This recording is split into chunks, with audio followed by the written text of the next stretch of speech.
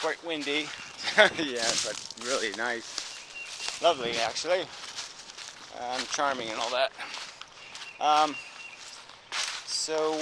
was thinking evolution is the story.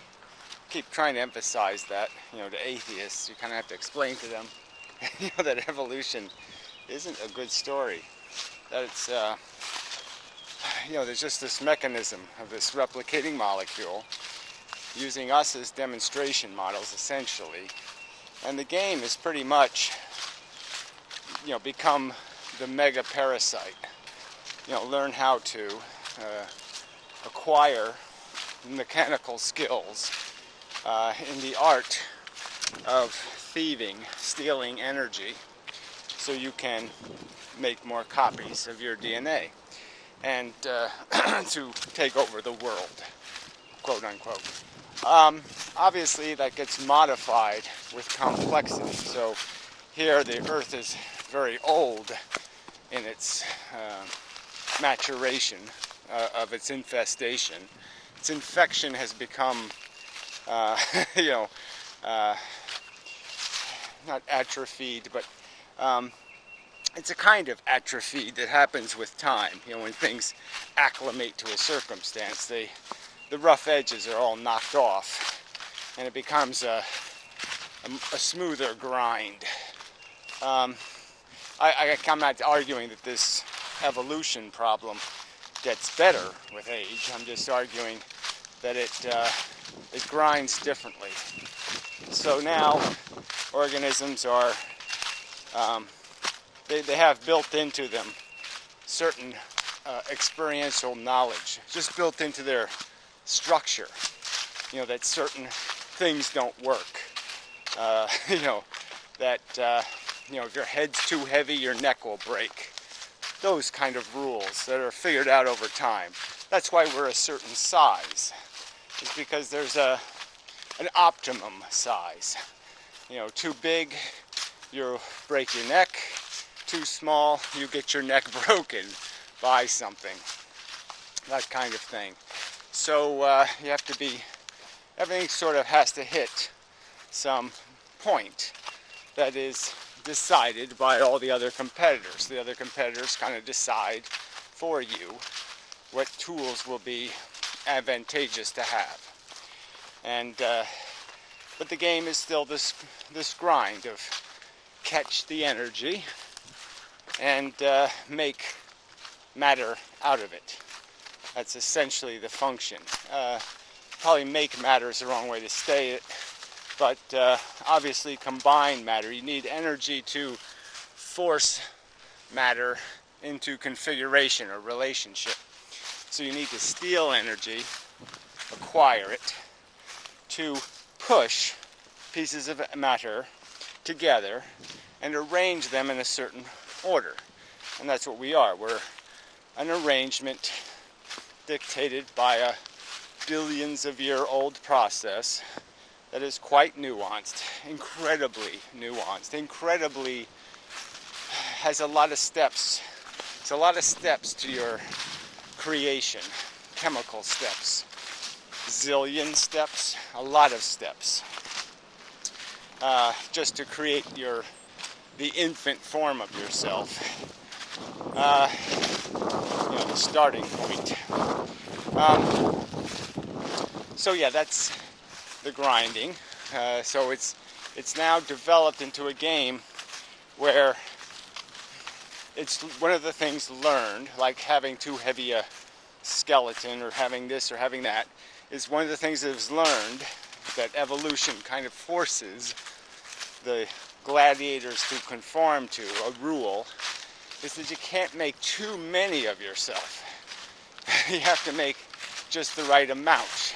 So if you make too many, you'll make yourselves all vulnerable because you will end up killing each other to acquire the limited resources, and you'll create the problems of hoarding and the problems of famine. Too little resource, and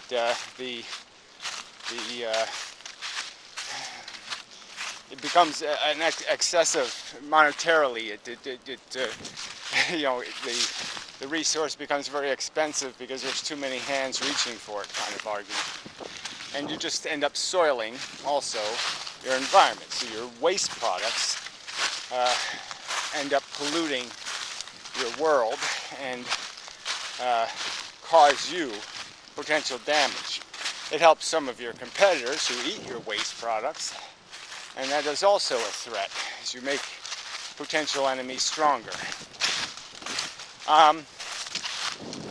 So yeah, there's this idea, people call this a balance. Well, it's an arbitrary balance. We call it balance because yes, the thing has to oblige. It has to acquiesce to these rules to function. But it's hardly a balance in some sense of creating the quietness or the peacefulness of a symmetry. There's great loss in this balance. And again, understand that the entire cost of this thing is in most cases, in most of the biological world, everything living in that stream biologically doesn't produce one or two or three or four children. It produces many thousands or hundreds of thousands of copies, and only one will be the duplicate to take its place in the environment. Obviously for the successful, that number will be 7 or 10 or 12, and for every one of those successful organisms, there'll be many who never reach their first birthday, so to speak. And that's the process. And so it's all about just acquiring these tools. And some of these tools are tools you can easily understand, eyes and ears and smell and sound, and they're all kind of radars of different kinds. You can understand those. But some of the tools are cellular tools, tools built into the structure that aren't obvious. One of the tools built into our blueprint is our mortality. We don't die because the world beats us down. We don't die necessarily through other organisms eating us. If we lived in the real nature, that's probably how we would die, violently, struggling with some other organism for our life, whether it would be a member of our own tribe fighting for hierarchy, or a predatory animal attempting to steal our energy to make a copy of itself. But yes, we would die through environmental attrition rather than natural attrition. But clearly there were organisms in our past that didn't have predator issues, didn't have a problem living a very long time and dominating the environment. And they still had to be killed just because of the very idea of replication requires it. On an island planet, the past must die for the future to live. And you can't be a replicating molecule unless you do something to dispose of the previous model, put simply. So we have built into us a mechanism that will kill us if the environment doesn't do it first. My body will take care of business and put me out of business. And so that's a hidden, a subtle, a very real tool for survival is death. As much as that sounds non-intuitive, it's a necessary part of the game, especially if you intend to do any evolving or enhancing of this DNA code. So that's just one of the subtleties. The other subtleties get into the, why dragonflies can produce millions of offspring, and they could take over our poundage for pound. And there were times on Earth when the insect life was maybe a million times thicker than it is now, maybe. Just covered in them. Just the air thick with them. Because there was so much available energy, and not so much of the energy was trapped in these more complex organisms. So there's a different kind of strategy, and they all can work. Earthworms haven't changed in hundreds of millions of years. Tons of varieties, but the basic package hasn't changed, because it doesn't need to, because it's perfectly suited to exploit the environment it's exploiting. It would be perfectly unsuited to exploit the environment we exploit, especially on days like this. But for the world it exists in, it doesn't need to know mathematics or have a complex brain, because the organisms it has to compete with are dumb, dumber than it, essentially. The little microbes and the rest of it are easy to deal with, and by the earthworm size, it can sort of own the environment. Now there are intruders that go in there, moles and different other mammals and things, frogs and whatnot, and they'll take their share, but they don't take enough of a share to be able to overwhelm or deny the earthworm its niche. And clearly that's another environmental liability. Another one of these control mechanisms is the control mechanism not to eradicate your prodigy's food supply. You don't want to eat them all and then give your children a desert to live in. That doesn't work over time. So that's another tool hidden inside of us. Are mechanisms that tend to keep us from soiling the environment in catastrophic ways. Clearly those tools are not perceptual. They're somehow mechanical in birth rates or birth defects, or in maybe the impulse to, like a lemming, an impulse to run to a new environment, to get away, to not like your family and run away, something like that. Go west, young man kind of impulses. So there's likely subtle psychological impulses that kick in when certain pressures are created, that are a manifestation of this need, not to rape your environment out of functionality, not to consume it with success. So little mechanisms built in, that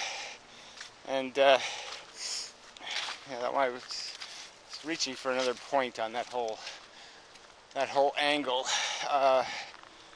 This subtlety. It's just so subtle, the difference.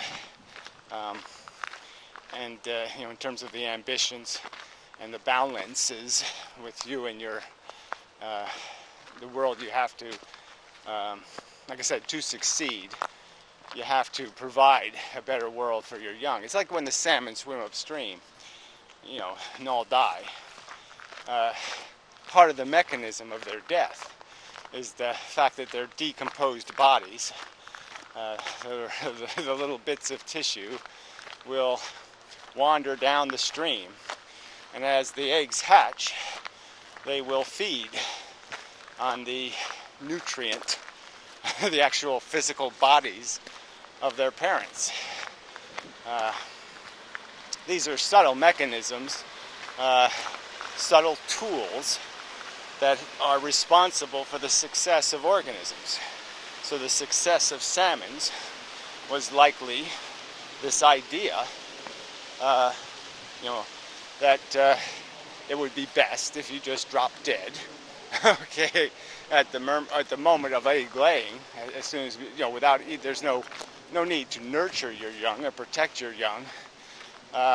Better to just feed them with your corpse. Yeah.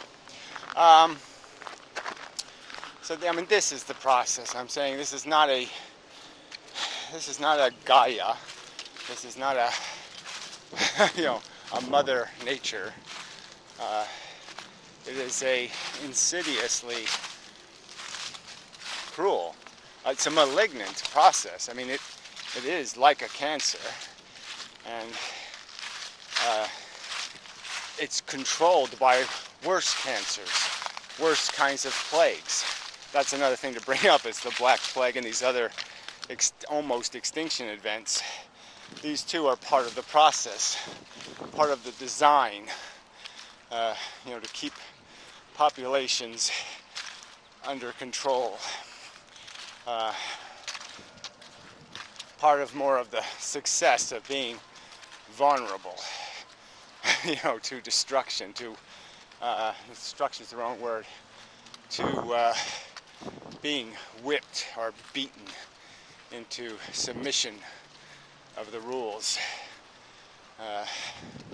Only just the right amount of success is allowed. So anyway, I believe that's enough. Could go on and on about evolution, but I mean, atheists really got to understand what evolution is, what it means for us to be byproduct organisms like that, to be designed to just be another parasite.